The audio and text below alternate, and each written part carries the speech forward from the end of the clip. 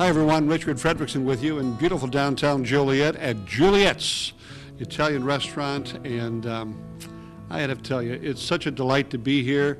I hope that my invitation is taken seriously, because every time we have one of these shows, we share the information that this is a great restaurant. We keep looking for you. We've seen many of you have come in, but we need to have a few more stop by. Great for lunch, fabulous for dinner, perfect for banquets, excellent for before or after the theater. JULIET'S downtown Joliet at Cass and Chicago. Always something special going on. And speaking of something very special, we have a special guest here for you today. Pat Brickhouse, Patricia. Thank you for those accolades, Mr. Fredrickson. Well, it's a delight to have you. Finally, we've worked together for the last couple of months on a few projects, yes. And now we have a chance to just have some fun, and we're going to have some fun because I want to go back to some memories, and we're going to talk about Jack and the restaurant. We'll probably find some time to talk about Juliet, as well as other of Carmen Rossi's restaurants as well. Well, how did I get started? You wanted Well, to know? I want to start you off with telling the folks just who in the world is Pat Brickhouse. My claim to fame is the love of my life.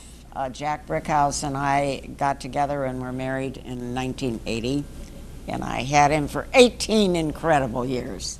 And there was no one like him ever before or ever again. He was true love, romance. Oh yeah, oh yeah. But I started out, and I did a lot of interesting things. I was the person of the year for United Cerebral Palsy.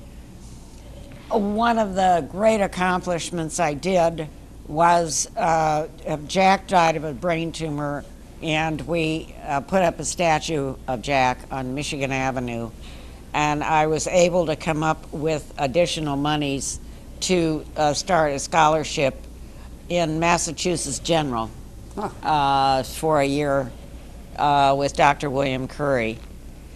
That was something else. I'm supporting Bradley University on a yearly scholarship, Swedish Covenant, Salvation Army.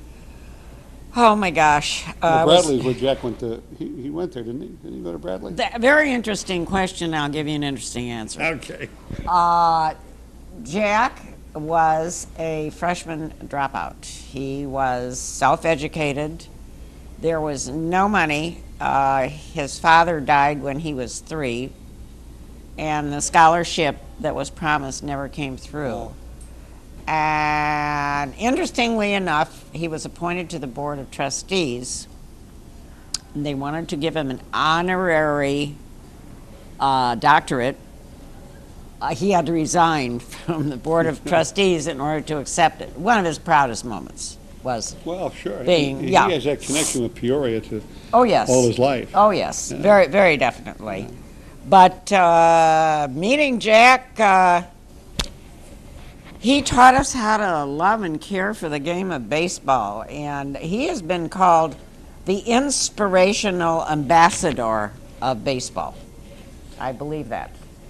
He certainly was, and one of the memories I have of Jack Brickhouse, as I watched on television in the old WGN, I think it was WGN, it might have been WBKB back in those days. He did Man on the Streets. Oh, he did it all. Yeah. They took him off of what he was doing to go to political conventions because of his connections. Right. And after all, Jack did the Cubs for 40 years. He did the White Sox in tandem for 27 years. He did Chicago Bears for 24 years. Now, who was his partner with the Chicago Bears? His broadcast partner? My God, I'm leading up into that, Irv Kupcinet. And this is my favorite trivia question, which grabs people. Who was the first television voice of the Chicago Bulls? Well, let's see. Would it be Jack Brickhouse? You got it, but a lot of people don't put that one together. He put the deal together to get the Bulls, into WGN.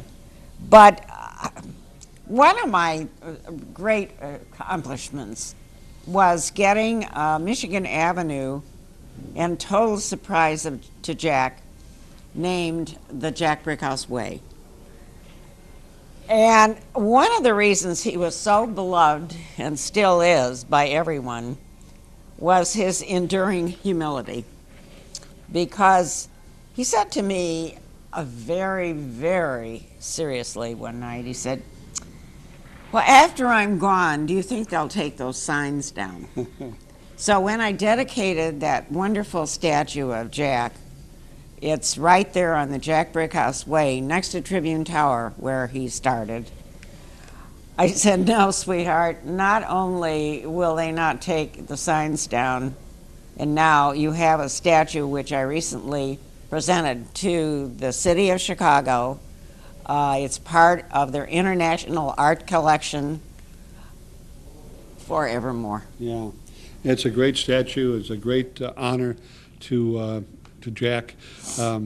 Jack did wrestling, if I recall. Did he ever do any This bowling? is very interesting. He was the first voice on WGN television.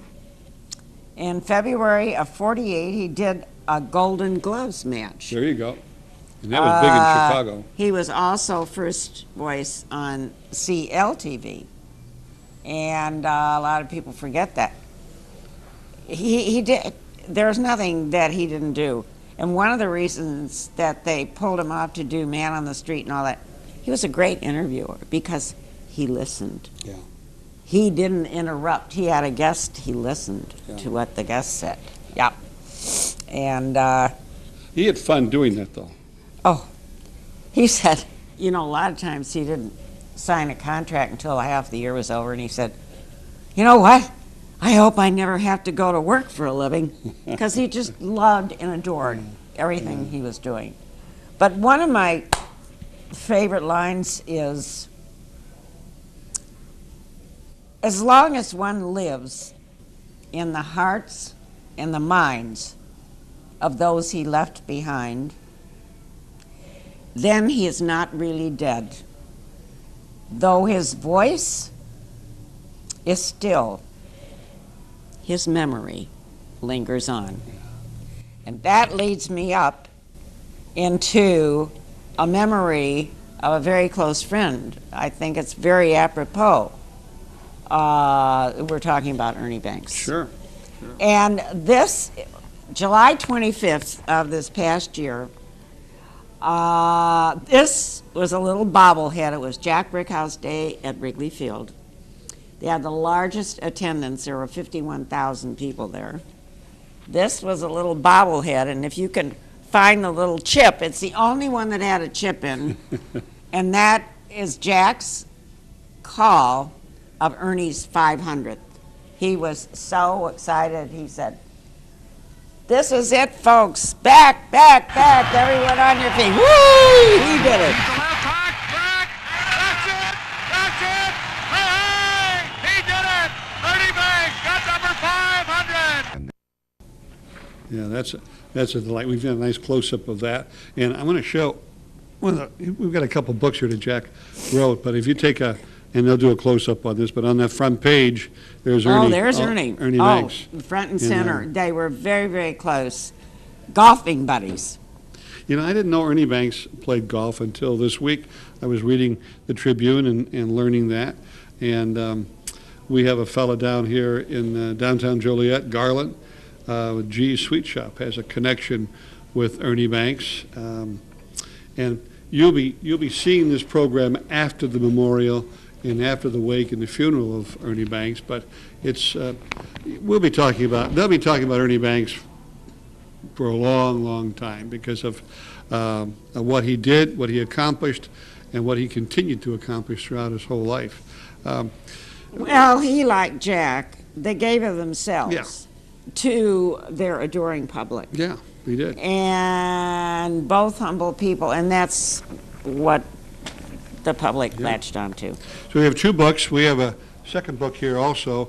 This is about what you talked about, his interviews. It says, "Thanks for listening." Yes, and when Jack retired from the booth in 1981, he announced I've been doing this for 6 different decades. He was the youngest sportscaster in the nation when he started at the age of 17, a college dropout.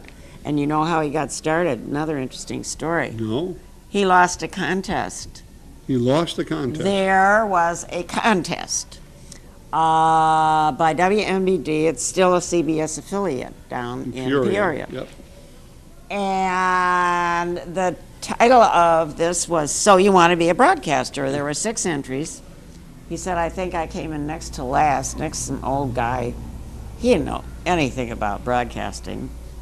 But fortunately, the station manager heard something in that unique, never copied voice of his. He offered him a job as a part-time switchboard operator, a part-time announcer, at the wonderful sum of $17 a week. It's his favorite story.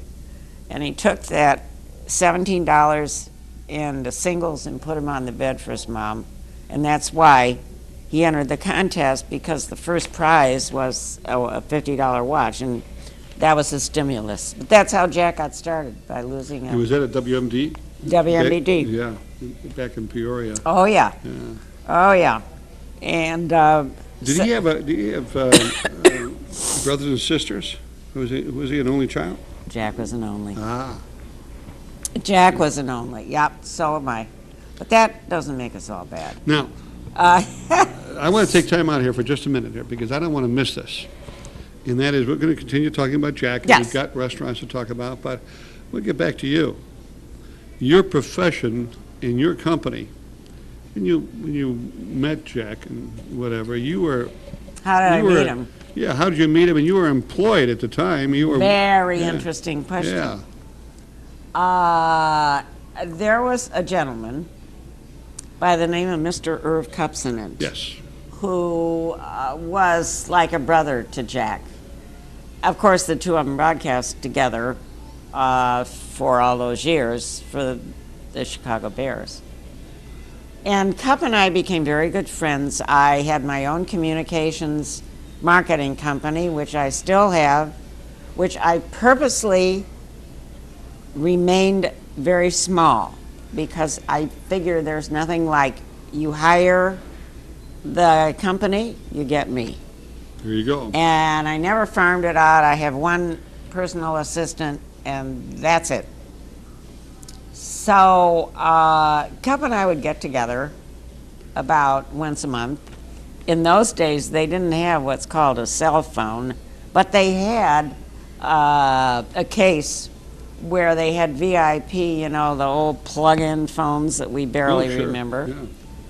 And we would have lunch there. What restaurant was this? Oh, in Chicago. Yeah. I don't even think Was it's it the Pump there Room? anymore. Well, no, it wasn't the Pump Room. It was another one. But anyway, so I was then, one of my clients was the Sheraton Franchise Properties. They were having a regional meeting. They needed a keynote speaker. So I said, Cup, I would be thrilled and honored if you'd be my keynote speaker. I do not have a very large budget, but I would just deeply appreciate it. Well, it was on a Monday, and in those days, we'll never see it again. They had an afternoon edition of the Sun-Times. That'll never happen. But one of the reasons that Cup stuck around for as long as he did, he was a stickler for accuracy. So he had to go back to the paper and check, make sure there were no typos, make sure everything was accurate. He said, sweetheart, he said, all the way out at O'Hare with the traffic, which is where the conference was held, I'm just afraid I wouldn't make it back in time. Cup, I understand. Maybe you can give me a list of suggested people that I could give a call. He said, I can do that, but then he calls for his phone. I don't know who's calling. He hangs up the phone and he said, can you be at Eli's restaurant? You know, Eli's Cheesecake. Eli Schulman was his very close friend. It's where Lurie Children's Hospital sits today. And he said, can you be at Eli's at 3 o'clock for a cup of coffee? I said, sure, why? He said, I want you to meet my buddy Jack Brickhouse. I said, oh, Cup. He said, don't worry about it. We do things for each other. Monday is an off day. The Cubs aren't playing.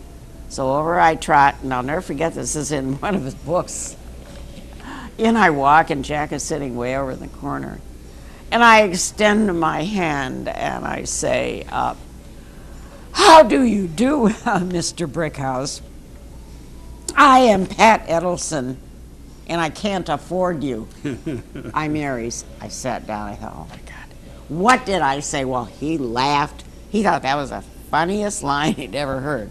So we got to talking, and he said, well, you know, my price is my price. Once you compromise that, the word gets out, you're dead in the water. Because I booked him in later life.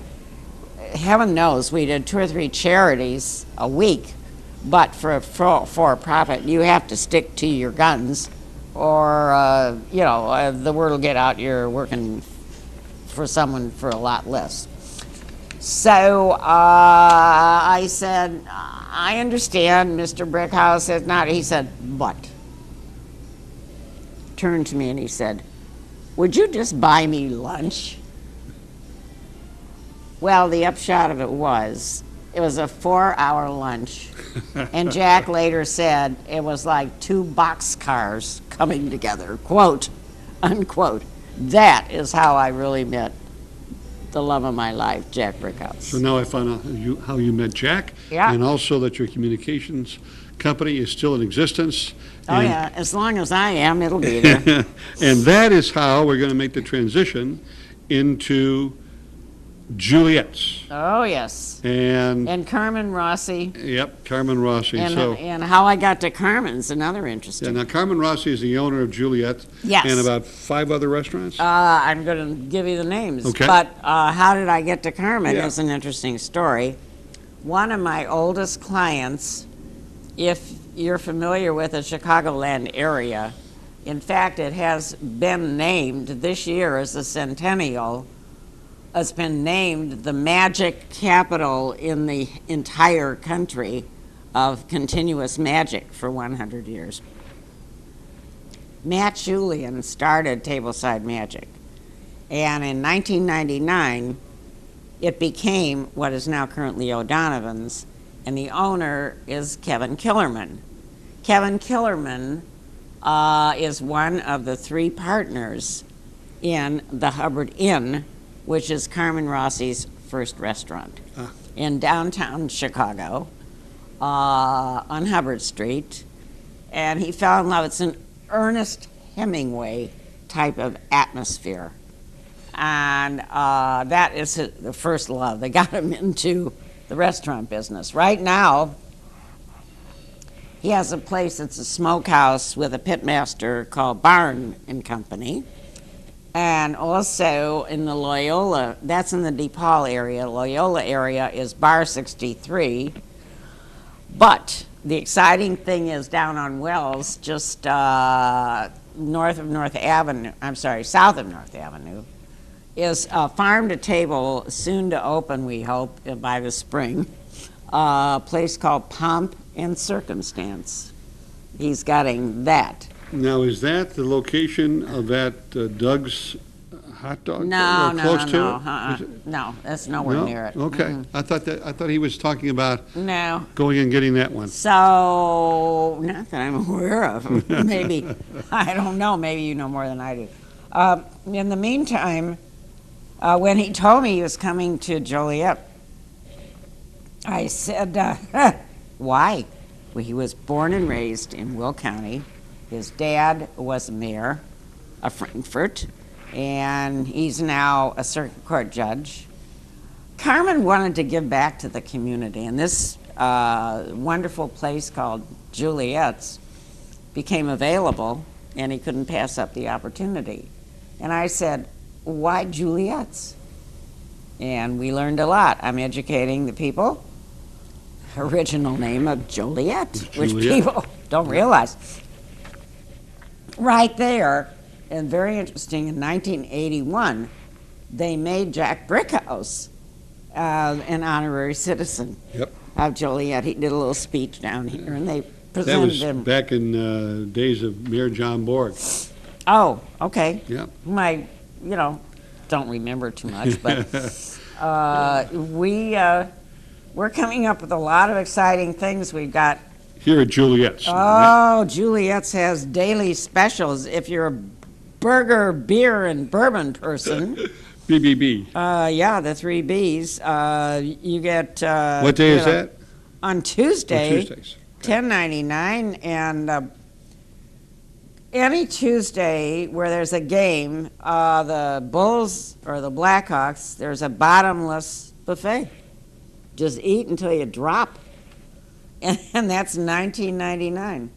Wednesday we have 50% off bottles of wine, all you can eat pasta. Thursday specialty cocktails, filet and martini. But then we started a raw bar, a happy hour, and that's on Thursdays and Fridays. And what's a raw bar? Well, there are like dollar oysters on the half shell, $2 huge king crab legs, and $2 shrimp or lobster cocktail. If you are a seafood lover, it is a great bargain. So you can have one or two or as a many dozen. as you can tolerate. Yeah, right. For an absolutely incredible price. And, family style Sunday dinners, 4-course family style menu for $24. We're doing a lot of stuff. But one of my great, I like to say, creations, the owner, Carmen Rossi, is of Italian heritage, and our wonderful chef, Tom Murtaugh, his background and relation is Italian. So I decided, why don't we start regional Italian dinners? Sure. One of my very first restaurant clients in my company was Italian, and we did these dinners, and they were so popular. First of all, it's the biggest bargain. It will be the biggest bargain in Joliet at Juliet's. I'll give you a fast rundown on the menu. And When is this going to be now? It Just is coming up? going to be the first one based on Sicily on Wednesday, Okay. February 25th. Okay. Coming up. Coming up. And exclusive announcement here, because it hasn't been promoted yet. We're doing an orange segment, confit fennel olives, and they're dressed like a salad, dressed with a pistachio vinaigrette, accompanied by a Bianco di Morgante, pardon my Italian, but it's 2013. It's a white wine. The second course is a sesame-crusted tuna with a spicy tomato conserve, served over an olive, pickled onion, herb, and pistachio salad. Yum? You're getting hungry. Yes. Tosca Leone dalla Merita, 2013 wine. That's a Chardonnay combination like a Sauvignon Blanc. The third course is a polenta and caponata, which is a fennel sausage, eggplant caponata on a bed of cream of polenta, accompanied by a Morgante Nero d'Avola, 2012. These are all very fine wines. And the fourth and last course is a ricotta cheesecake, which is a ricotta cheesecake with pistachio brittle and pistachio cream, accompanied by a Chardonnay Tosca dalla Matrita Brut, 2009. What do you think? All of the 4 gourmet courses and 4 incredible wines, all inclusive. Now this includes 20% gratuity plus tax. What do you think that comes out at? Biggest bargain in $75. Yep. Will you settle for $45? $45. Sold to the highest bidder. All right. Very good. Yeah, and All inclusive. all inclusive. Okay. So we hope to get a good audience to start this, and then we'll do it on a regular basis with different regions. With different regions of. You got it. Yeah. You got it. Different I regions. went that region around Siena. I don't know what that's called. Well, you Tuscan. put in your request, and Okay. I'll do it. yeah. I'm doing it right now. So Tuscany is what you're doing yes. here. Yeah. Okay. That'd be great. All right. Yeah. We'll see what we can do for Okay, you. We'll very talk to good. the chef about it. Okay, very good. Use your influence. I will. You can tell, obviously, that this is a great restaurant, great lady. I asked. I love what I do. Yeah, it's And I very love you obvious. too. It's been fun working with this lady, and we're going to continue doing that. And I will just tell you that the food here is delicious, whether it's lunch or dinner. And you'll meet a great crowd of people. And, you know, the games are coming up. I mean, the Super Bowl's over with now, you know, all the bets have been made and. Yeah, who- well, you know, kind of, but you know. well, who are you for? I got mine. I have mine too. We can do it now, and the game's not, I'm a Seahawk. Patriots. I'm the Seahawk. There you go. There you High go. five. Okay. All right. You How know. much? What are you? Oh, got? I'd Dinner say- at Juliet's. Okay. You pay. You're I on. pay? Okay. You're on. All right. You're on. Okay. But if I pay, I'll choose the menu. If you pay, I choose the menu. Yeah, sky's the limit. Okay. All right. Either way. I understand. I got Thank you it. so much, Patricia, for stopping by. You're a busy lady, got all kinds of things It going on. went so fast. Yeah. We'll have to do it again soon. We will do it again, and you're invited. It's all on the screen here. We had a close-up of the ad that they ran in the Chicago Tribune, also in the Joliet Herald News. Gives you kind of a feel for what the restaurant's all about. Juliet at Cass and Chicago in downtown Joliet. And we welcome you. Yes, indeed. Take care.